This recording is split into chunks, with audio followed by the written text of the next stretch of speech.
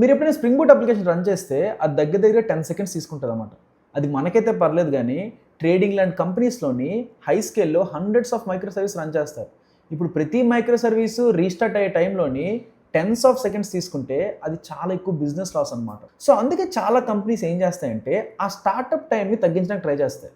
For example అసలు spring boot ఎందుకు 10 seconds తీసుకుంటుంది? అది తెలుసుకోవాలనుకుంటే అసలు స్ప్రింగ్ బూట్ ఇంటర్నల్గా ఎలా రన్ అవుతుందో తెలుసుకోవాలి. ఫస్ట్ ఏమవుతుంది, మీరు కోడ్ రాసి దాన్ని కంపైల్ చేస్తారు. కంపైల్ చేస్తే మీకు ఒక జార్ ఫైల్ క్రియేట్ అవుతుంది. ఈ జార్ ఫైల్లో మొత్తం బైట్ కోడే ఉంటుంది. ఇప్పుడు ఈ జార్ ఫైల్ మీరు పట్టుకెళ్ళి జేవిఎంలో డిప్లాయ్ చేస్తారు. జేవిఎంలో డిప్లాయ్ చేయగానే ఏమవుతుంది, ఫస్ట్ స్టెప్లో ఏమవుతుంది, జేవిఎం మీ జార్ ఫైల్లో థౌజండ్స్ ఆఫ్ క్లాసెస్ ఉంటే ఆ క్లాసెస్ యొక్క బైట్ కోడ్ని అండర్స్టాండ్ చేసుకొని దాన్ని డేటా స్ట్రక్చర్స్లా కన్వర్ట్ చేసి దాన్ని వెరిఫై చేస్తుంది.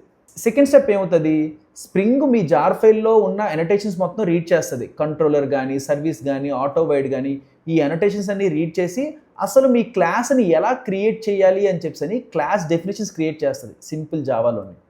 థర్డ్ స్టెప్ ఏమవుతుంది, జిట్ కంపైల్ యూస్ చేసుకొని ఈ క్లాస్ డెఫినేషన్స్ని సింపుల్ మెషిన్ కోడ్లో కన్వర్ట్ చేసి వాటిని క్రియేట్ చేస్తాం అన్నమాట. సో ఈ విధంగా మీ సర్వర్ అనేది రన్ అవుతుంది.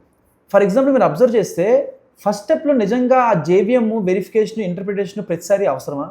సెకండ్ స్టెప్ మీరు అబ్జర్వ్ చేస్తే స్ప్రింగ్ అనేది రన్ టైంలోని క్లాస్ డెఫినేషన్స్ క్రియేట్ చేస్తుంది.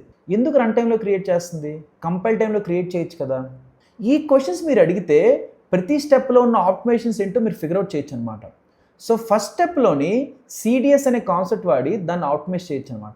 సెకండ్ స్టెప్ అనేది స్ప్రింగ్ ఏఓటీ అనే కాన్సెప్ట్ వాడి దాన్ని ఆప్టిమైజ్ చేయొచ్చు అనమాట.